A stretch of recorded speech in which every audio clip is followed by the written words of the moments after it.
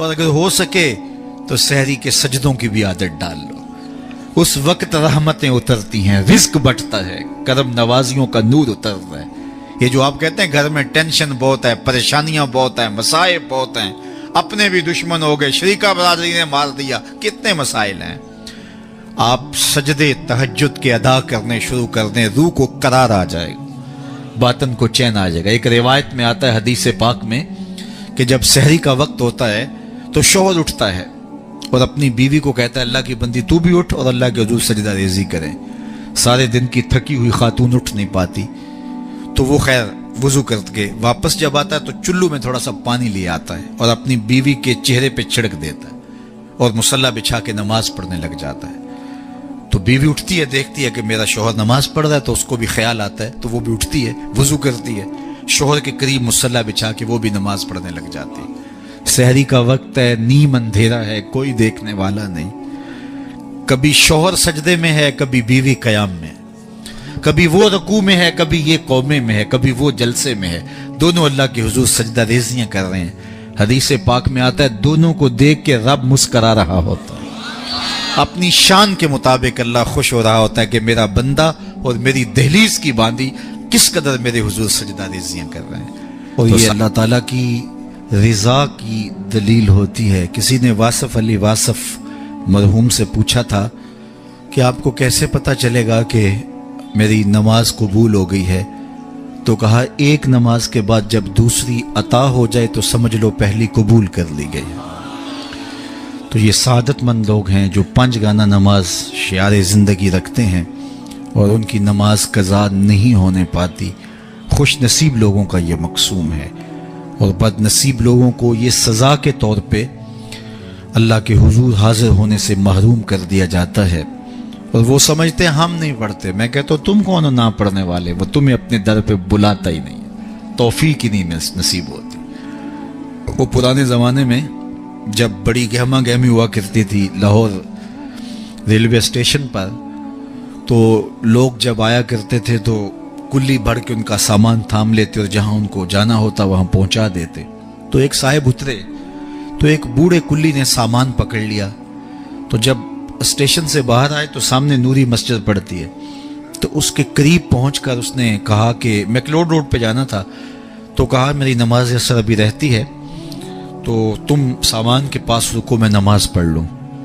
تو بابا جی اندر چلے گئے، نماز تعدیل ارکان کے ساتھ ادا کی. اب یہ بابو بہت پریشان تھا کہ کافی وقت لگ رہا ہے اور میں نے اپنے ہوٹل میں پہنچنا ہے. تو وہ بار بار اندر جھانکتا ہے تو بابا جی ابھی رکوع میں ہیں، بابا جی ابھی قیام میں ہیں، کبھی سجدے میں ہیں. خیر اس نے وقت گزارا. خیر بابا جی نے سلام پھیرا. ان کی عادت تھی کہ اس کے بعد تسبیحات فاطمہ بھی پڑھا کرتے تھے تو وہ پڑھنے لگ گئے. تو اس کا پیمانہ صبر لبریز ہو گیا. تو یہ آگے بڑھا اور جہاں جوتے اتارے جاتے وہاں کھڑا ہو کے مسجد کے اندر جھانک کر کے کہتا ہے بابا آ بھی جا، تینوں کیڑی شے باہر نہیں آن دیندی. تو بابے نے پلٹ کے دیکھا اور ہنس کے کہا پتر جڑی شے تینوں اندر نہیں آن دیندی. تو یہ اس کی توفیق کے بغیر ممکن نہیں ہوتا. میں نے دیکھا بوڑھے شخص، بوڑھے اشخاص ان سے بیٹھا بھی نہیں جا رہا ہوتا تو وہ بڑی مشکل سے لاٹھی ٹیکتے ٹیکتے مسجد کا رخ کرتے ہیں اور سخت سردی میں ٹھٹرتے ٹھٹرتے مسجد میں آ رہے ہوتے ہیں، ٹھنڈے پانی سے وضو کر رہے ہوتے ہیں. اور دوسری جانب ہٹا کٹا نوجوان ہوتا ہے اور مسجد کے سامنے سے سینہ تان کے گزر جاتا ہے. اندر سے اللہ کی پکار کی آواز آ رہی ہوتی ہے، اس کے نمائندے کی پکار کی آواز آ رہی ہوتی. تو یہ توفیق ہوتی ہے. اللہ سے توفیق مانگو، وہ کبھی سجدے سے محروم نہ کرے، وہ اپنے حضور جھکنے سے محروم نہ کرے. قیامت کے دن اللہ تعالیٰ لوگوں کو کہے گا کہ میرے حضور سجدہ ریز ہو جاؤ. آج اگر کوئی نماز پڑھتا ہے یا نہیں پڑھتا، قیامت کے دن تو چاہے گا کہ میں اس کی حضور سجدہ ریز ہو جاؤں. جب سورج سوا نیزے پہ ہوگا پھر تو کوئی انکار نہیں ہوگا. بے نمازی سجدہ کرنا چاہیں گے بھی کمر اکڑ جائے گی، نہیں کر پائیں گے. اللہ فرماتا ہے قرآن مجید کے اندر کچھ لوگ جہنم کو دھکیلے جا رہے ہوں گے. ان کے ملنے والے کوئی راستے میں ملیں گے، ان کو کہیں گے ما سالککم فی سقر، تم جہنم میں کیوں جا رہے ہو؟ تو وہ کیا کہیں گے؟ لم نکو من المصلین، ہم نماز نہیں پڑھا کرتے تھے. ایک بار نہیں، 2 بار نہیں، قرآن و حدیث میں 750 مرتبہ نماز کا حکم آیا ہے.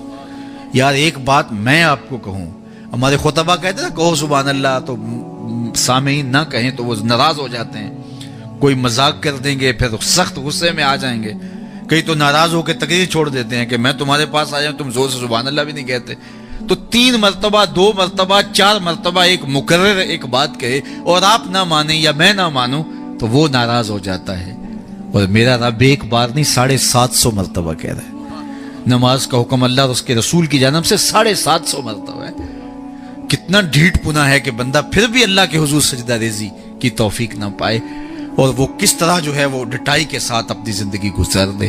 5 گانا نماز شعار زندگی بنا لو، یہ دین ہے، اس کو اچھی طرح سے روحوں میں اتار لو، اور 5 گانا نماز کبھی بھی تم سے قضا نہ ہونے پائے۔